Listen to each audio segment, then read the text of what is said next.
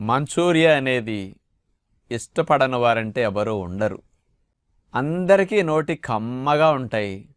చక్కగా ఫోర్క్ తట్లా గుచ్చుకొని తీసుకుంటుంటే భలే మజా వస్తుంది మంచూరియాతో.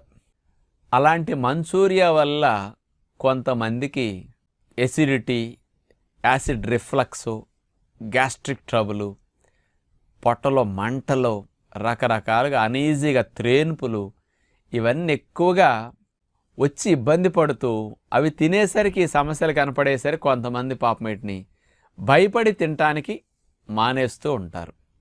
అంతేగాని ఇష్టము లేక కాదు, శరీరం కొందరికి సహకరించక మానేస్తుంటారు.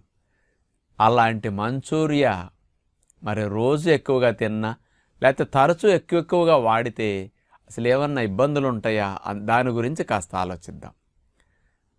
నేను ఒక సత్యం చెప్తాను.